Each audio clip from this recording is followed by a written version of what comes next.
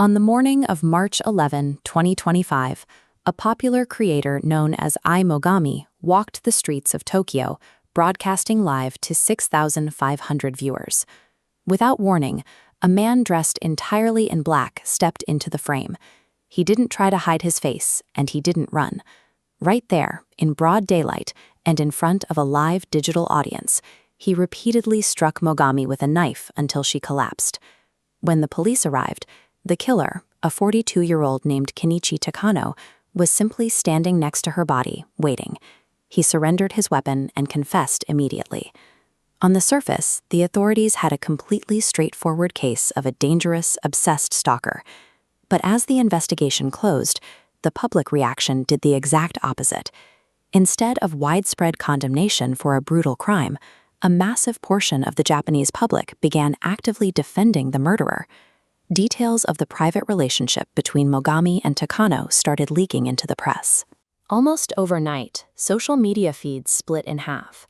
While many demanded justice for the slain streamer, a startling number of people expressed deep sympathy for the man who killed her, arguing that Mogami had brought the tragedy entirely upon herself. It takes a very specific set of circumstances for a modern society to rationalize a violent daytime murder. Understanding this divide requires following the trail of private messages and financial transfers that defined their relationship long before the first blow was struck in Shinjuku. Kenichi Takano lived a deeply isolated life. At 42 years old, he had few friends and spent his days scraping by, selling collectible anime figures online to make rent. To fill the quiet hours of his apartment, he turned to a Japanese streaming app called WhoWatch. There, he found Ai Mogami. Her daily broadcasts became the background noise to his life, offering him the illusion of a close, reliable friend. Live stream platforms operate on a specific financial engine.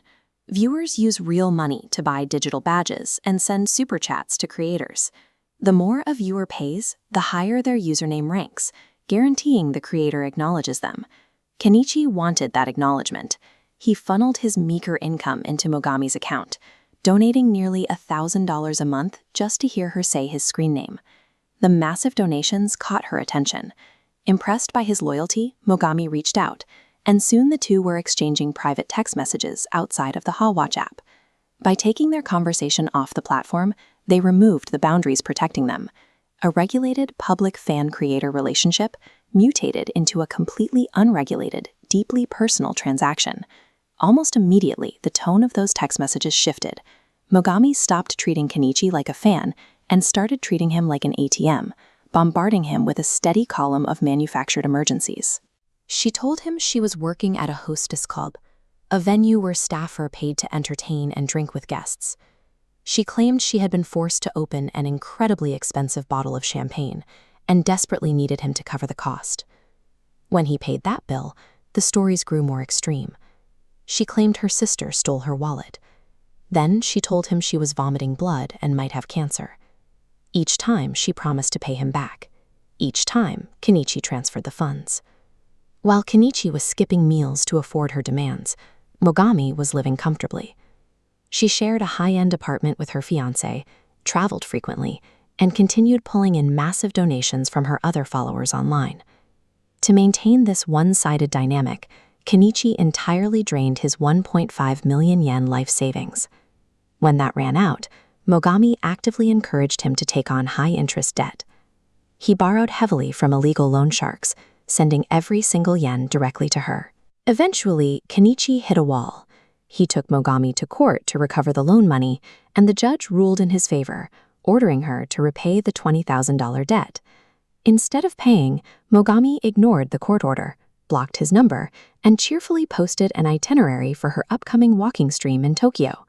The legal system officially recognized Kenichi as a victim of extortion, documenting a man who had been systematically bled dry, forced into a corner of predatory debt, and then completely discarded by the person he trusted. By the morning of March 11th, Kenichi had absolutely nothing left. He was surviving on plain rice, hiding from aggressive debt collectors, and completely out of options to fix the ruin his life had become. So he tuned into her live broadcast one last time. Watching the screen, he matched the convenience stores and office buildings behind her to a map of Shinjuku, using the very content she created to track her movements block by block.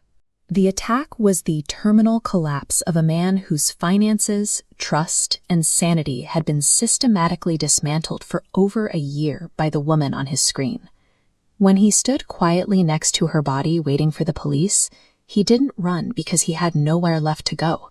He was entirely calm because, in his mind, his own life had ended months prior.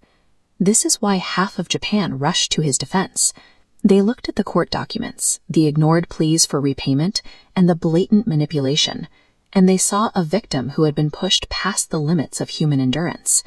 But psychological and financial abuse does not grant anyone a license to kill.